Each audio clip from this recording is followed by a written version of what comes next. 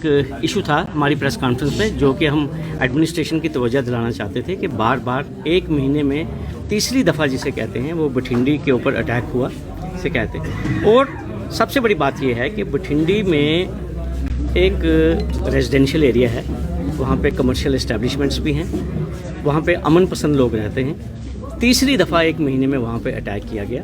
हम सरकार की तवज्जो ये दिलाना चाहते थे कि अगर रिपीटेडली इसी तरह बठिंडी के ऊपर लोग जाते रहे और वहाँ पे अपनी सियासत चमकाने के लिए गए, किसी दिन खुदा न खास्ता वहाँ पे अगर कोई मिसहैप हो गया तो it may turn into a serious law and order problem.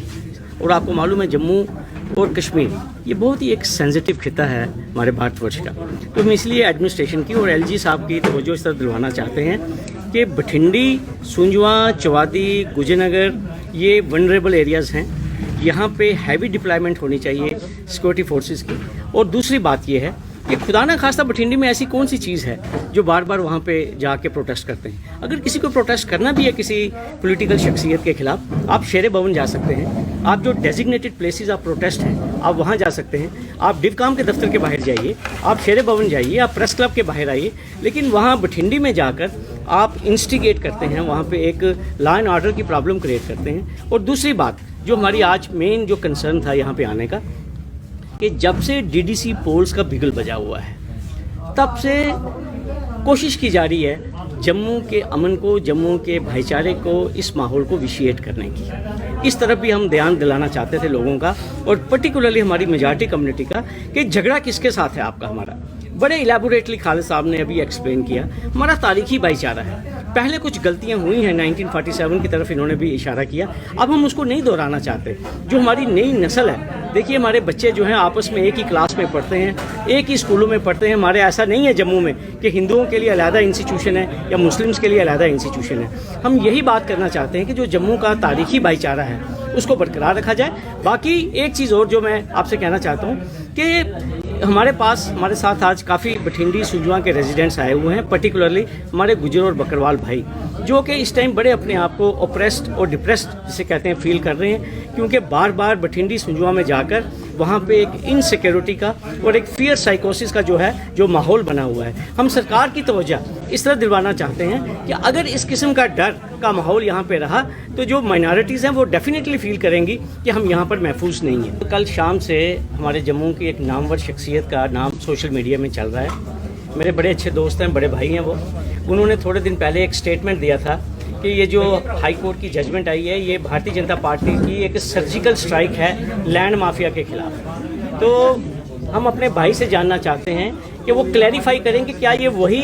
भाई साहब हैं जिनका ये स्टेटमेंट आया था, क्या ये वही जम्मू के टावरिंग लीडर हैं या कोई और है। और दूसरी बात मैं आपको एक चीज़ कहूँगा, आज जो नाम जिसकी तरफ आप मुझे पूछ रहे हैं भारतीय जनता पार्टी के जो लीडरान हैं, उनके नाम क्यों नहीं अखबारों में आ रहे, उनके नाम क्यों नहीं, आप मुझे बताइए। हर्षदेव सिंह जी चिल्ला कर कह रहे हैं, उनके नाम ले रहे हैं, ठीक है। क्या भारतीय जनता पार्टी की जो डिसिप्लिनरी कमेटी है क्या उनके खिलाफ एक्शन लेगी? चंद्र प्रकाश गंगा जी के खिलाफ कोई एक्शन हुआ? एफआईआर लगी उनके खिलाफ। सत शर्मा जी के खिलाफ एफआईआर लगी कि उन्होंने बिलावर में लैंड ग्रैब की है सरकारी, उनके खिलाफ कोई एक्शन हुआ? डॉक्टर निर्मल सिंह ने एम्यूनिशन डिपो नगरोटा के पास आली शानदार महल बनाया है और इंडियन आर्मी ने 20 चिट्ठियां लिखी हैं भारतीय सरकार को, जम्मू पुलिस को, चीफ सेक्रेटरी को, आईजीपी जम्मू को, क्या कोई एक्शन हुआ? हाई कोर्ट के ऑर्डर के बावजूद भी कंस्ट्रक्शन जारी रही। तो कहने की ये बात है कि करनी और कथनी में बहुत बड़ा फर्क हमें सामने नजर आ रहा है। और दूसरी बात यह है कि डीडीसी पोल्स के बाद मेरी जम्मू मीडिया से भी गुजारिश है, आप इस चीज को क्यों नहीं नोटिस कर रहे कि जब से ये डीडीसी पोल्स का बिगुल बजा है तब से जिसे कहते हैं एक विशेष समुदाय और कुछ सिलेक्टिव नाम्स जो हैं उनको मीडिया में लीक किया जा रहा है। जो नाम जिनका मैंने नाम लिया है उनके नाम जो हैं वो क्यों नहीं मीडिया में आ रहे, उनके खिलाफ क्यों नहीं भारतीय जनता पार्टी, सैयद शाहनवाज और जो उनकी सेंट्रल लीडरशिप यहाँ जम्मू में बैठी है, क्या उनको नहीं मालूम है? और सबसे बड़ी बात मैं आपको एक चीज कहना चाहता हूँ, मैं एलजी साहब से गुजारिश करना चाहता हूँ कि जो हमारी डिविजनल एडमिनिस्ट्रेशन है जम्मू में, जो ये सिलेक्टिवली नाम लीक कर रही है, और ये जम्मू कश्मीर की तारीख में नहीं हिंदुस्तान की तारीख में आप देखिए कि कभी आपने नहीं सुना होगा कि कोई डिविजनल कमिश्नर 4 साल से डिविजनल कमिश्नर है। क्या ऐसी काबिलियत है डिविजनल कमिश्नर में? रीशफल होना चाहिए, 6-6 महीने के बाद डीसी चेंज होते हैं, 3 महीने के बाद SHO चेंज होते हैं। ऐसी क्या क्वालिफिकेशन है इस डिविजनल कमिश्नर में? ये एक एजेंडा के तहत काम कर रहे हैं। मैं सब बात आपको करूंगा आपको। इमीडिएटली LG साहब जो हैं, और इनका रिकॉर्ड चेक किया जाए, इनकी जमीनों का भी रिकॉर्ड चेक किया जाए, और उसके बाद जिसे कहते हैं हमारे जज्बात है जो आज मैं बोल रहा हूं आपसे कि जम्मू में जब से जम्मू की स्टेट बनी है, आप देख लीजिए ऐसी कौन सी इन्होंने जब से ये यूनियन टेरिटरी बनी, और इससे पहले से कहते हैं 4 साल से डिविजनल कमिश्नर। कभी आपने सुना जम्मू कश्मीर की तारीख में? हमने नहीं सुना। ये 6 महीने, 1 साल या 1.5 साल तो कहने हैं। और दूसरी बात, डिप्टी कमिश्नर भी थे ये जम्मू के। तो मेरी गुजारिश ये है लेफ्टिनेंट गवर्नर साहब से, और मैं बार बार एक चीज कह रहा हूं कि जम्मू कश्मीर में साफ और शफाफ एडमिनिस्ट्रेशन दीजिए। और बड़ी मजेदार बात देखिए, आप हमें कहते हैं कि सरकार जो है एक्शन ले रही है, नाम लीक कर रही है। जम्मू कश्मीर में सबसे पहले जो रोशनी की FIR लगी 8/2009 गुलमर्ग लैंड स्कैम, आपको मालूम है उसमें प्राइम एक्यूज कौन है?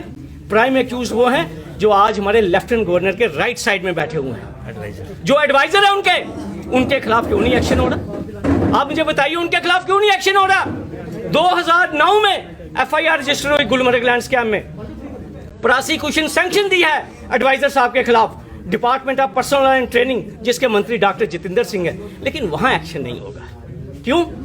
क्योंकि कहते हैं ना, कुछ तो मजबूरियां रही होंगी, वरना यूं ही कोई बेवफा नहीं होता। बहुत बहुत